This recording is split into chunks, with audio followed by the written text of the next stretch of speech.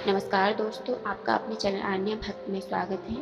आप और आपके पूरे परिवार पर माता रानी की कृपा सदैव बनी रहे। दोस्तों, आज का विषय बहुत ही महत्वपूर्ण है। वैसे तो महादेव का हर विषय ही अपने आप में बहुत ज़्यादा महत्वपूर्ण होता है। दोस्तों, हम सभी जानते हैं सामान्यतः कि वो बहुत ज़्यादा भोले हैं और हैं भी। लेकिन एक चीज़ आपको यह ध्यान देनी चाहिए कि महादेव जितनी शीघ्र प्रसन्न होते हैं, वो हमारे द्वारा कुछ ऐसे शास्त्र यानी कि कुछ शिव पुराण में बड़े जो कार्य हैं उन्हें विशेष तिथियों पर करने से महादेव के क्रोध का भंजन हमें करना पड़ता है।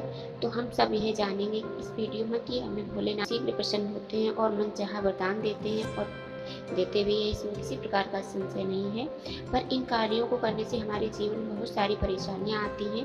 कारण भी आप जानेंगे और वो तिथियां भी आप जानेंगे और वो विशेष दिन आप जानेंगे जिस दिन हमारे द्वारा यदि आप में से कोई भी गलतियाँ करता है, तो जो भी इस वीडियो को देख रहे हैं, इस प्रकार से यदि गलतियाँ होती हैं तो इनसे आपको सावधानी बरतनी चाहिए और आपको इस सावधानी बरतने की आवश्यकता है, क्योंकि इससे शिव जी के क्रोध का सामना हमें करना होता है। देखिए दोस्तों, महादेव जल्दी प्रसन्न होते हैं, इसमें कोई संशय नहीं है। इसी तरह वो रुष्ट होते हैं, इसमें भी कोई संशय नहीं है। जैसे कि आप सभी जानते हैं, महादेव की पूजा रावण ने की थी और रावण अपनी पूजा के शक्तियों के द्वारा महादेव को प्रसन्न कर लिया। यानी कि आप सभी को पता भी होगा कि वो अपने शीश भी महादेव को चढ़ाने लगा था और महादेव जो है उनकी पूजा पाठ से इतने ज़्यादा प्रसन्न हो गए थे कि स्वर्ण नगरी लंका भी महादेव ने रावण को दान कर दी। यानी कि बड़े से शिव भक्त की श्रेणी में, यानी जो बड़े शिव भक्त की श्रेणी में आते हैं उनकी श्रेणी में रावण को रखा जाता है। अब आप समझ सकते हैं,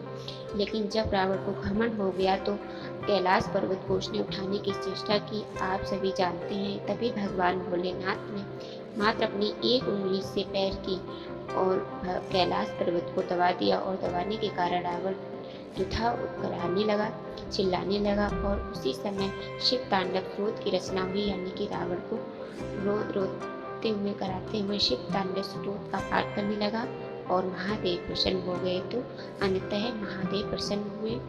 कहने का मतलब यह है, कहने का अर्थ यह है कि महादेव प्रसन्न होते हैं, परंतु वो तांडव भी करते हैं। ऐसा शिव पुराण में वर्णित है।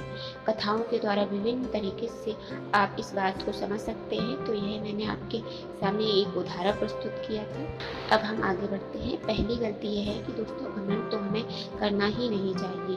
अभी अभी आपको बताया कि आपको घमंड क्यों नहीं करना चाहिए।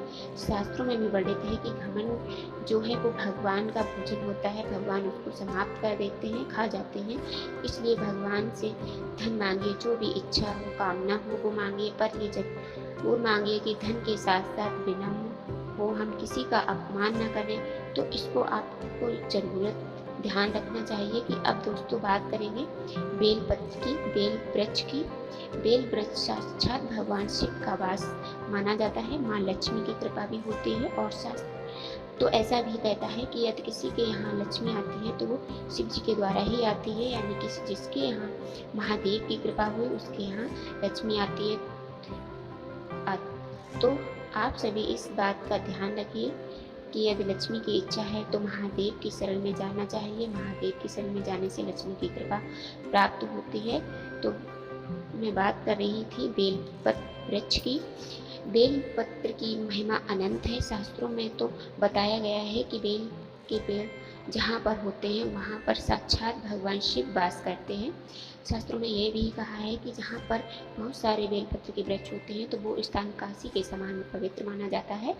अब हम वो कार्य जान लेते हैं जिससे करने से भगवान शिव को क्रोध का हमें सामना करना पड़ता है। देखिए, लिखा गया है कि कुछ ऐसी तिथियां हैं जिसमें कि बेलपत्र को नहीं तोड़ना चाहिए, हमें ध्यान रखना चाहिए। वैसे तो आप सभी जानते ही हैं कि सोमवार को नहीं तोड़नी चाहिए, सोमवार हो या प्रदोष हो गया, यानी जितनी सारी तिथियों में हम भगवान शिव की पूजा करते हैं हमें बेलपत्र नहीं तोड़ना चाहिए। अब एक चीज़ आपको बता दें कि सावन आने वाला है। बहुत सारे लोग क्या करते हैं कि सावन में भगवान शिव को ताज़ा बेलपत्र चढ़ाने के लिए सोमवार को ही बेलपत्र उतारते हैं, पर ऐसा बिल्कुल भी नहीं करना चाहिए दोस्तों, भूल कर भी। शास्त्र कहता है कि बेलपत्र 11 दिन तक बासा नहीं माना जाता है। तो ऐसे में हमें जो है बेलपत्र किन तिथियों में नहीं उतारना चाहिए। तो बेलपत्र दोस्तों चतुर्थी के दिन, अष्टमी, नवमी, द्वादशी, अमावस्या, पूर्णिमा और संक्रांति में भी बेलपत्र को नहीं तोड़ना चाहिए।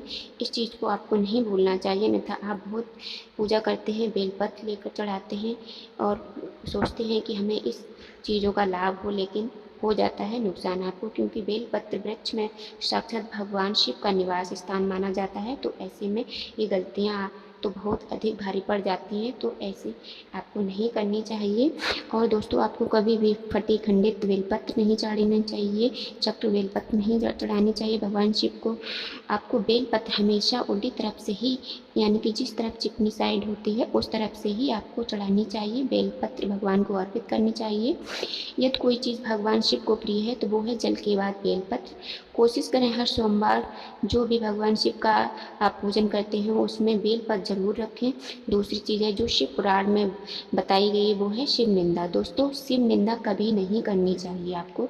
शिव निंदा का मतलब है जैसे आप पूजा कर रहे हैं, पूजा का कोई लाभ नहीं होता है, तो अब उसके बाद दूसरा काम होता है कि लोगों से घूम घूम कर बोलना कि हम इतने दिन से पूजा कर रहे हैं, जल चढ़ा रहे हैं, बेलपत्र चढ़ा रहे हैं, हमें भगवान महादेव की पूजा का कोई लाभ नहीं मिल रहा है, महादेव सुनते नहीं हैं। ऐसा बिल्कुल नहीं करना चाहिए। देखिए, यदि आप इंसान की कहें तो वो नहीं सुनता है तो समझ में आता है, लेकिन वो देवी देव हैं, देवों के देव महादेव हैं। वो हम मनुष्यों के क्या, वो तो दानवों के भी देव माने जाते हैं। उनकी पूजा मनुष्य और दानव सब उनकी पूजा करते हैं। जब उनकी शरण में आकर सब उनकी शरण में आकर बहुत अधिक सुरक्षित महसूस करते हैं, वो सबकी सुनते हैं। तो दोस्तों, ऐसे शिव निंदा करना, शास्त्रों का कहना है कि शिव निंदा करने से के बराबर धरती पर इससे बड़ा कोई पाप नहीं होता है। दोस्तों, शिव निंदा करने से बहुत बड़ा पाप लगता है। अब एक चीज़ और बताते हैं, अगर महादेव मेरी नहीं सुनते हैं तो मैं खुद सोचती हूँ कि कहीं ना कहीं मेरे अंदर ही कोई गलती होती हो, या फिर मेरे ऐसे कुछ कृत्य होंगे जिनके कारण भगवान अधिक समय लगा रहे हैं, लेकिन महादेव मेरी सुनेंगे एक दिन। आपने अंदर आस्था रखनी चाहिए, विश्वास रखना चाहिए अपने मन में कि महादेव हमारी किसी न किसी दिन ज़रूर सुनेंगे। कारण यह होगा कि मेरे मन में विश्वास नहीं है और मेरे मन से यह भाव नहीं जाना चाहिए कि महादेव बस सुनने ही वाले हैं, इस बार नहीं तो अगली बार मेरी ज़रूर सुनेंगे। देखिए, अपने मन में सभी विश्वास को रखना बहुत ज़रूरी है। अगर आप कोई भी कार्य कर रहे हैं उसमें आपको पहले विश्वास रखना होगा, तभी आप किसी कार्य में सफल होंगे।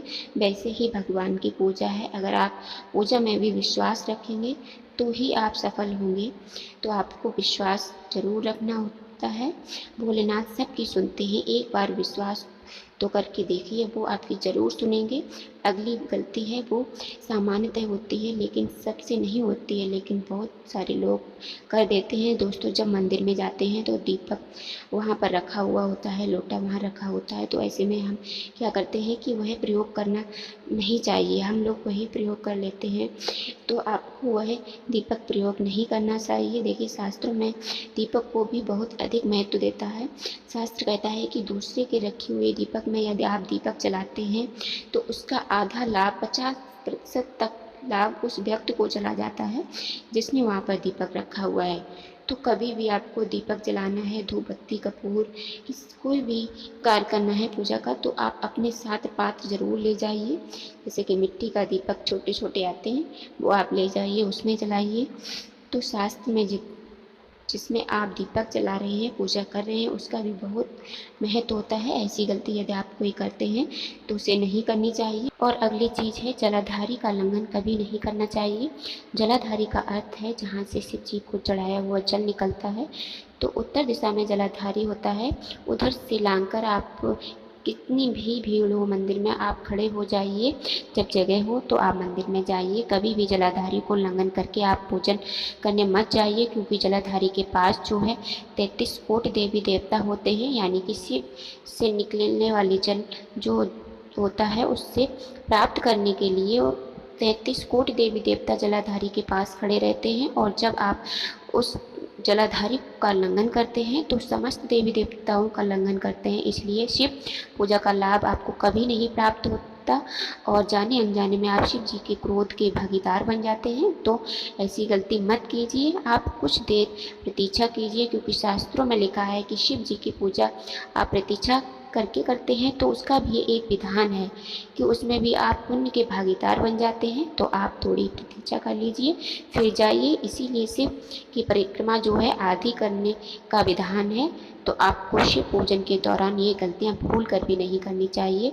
और महादेव पर जो लोग संशय करते हैं वो बंद कीजिए और पूरा विश्वास और मन से पूजन कीजिए, फल की प्राप्ति ज़रूर होगी। दोस्तों, कैसी हमारी वीडियो लगी ये आप ज़रूर बताना कमेंट बॉक्स में। और अगर आपको वीडियो पसंद आई तो प्लीज़ लाइक ज़रूर कीजिए, और जो भी हमारे चैनल पर नए हैं वो प्लीज़ चैनल को सब्सक्राइब ज़रूर कीजिए और बेल आइकन को भी प्रेस करना ना भूलें।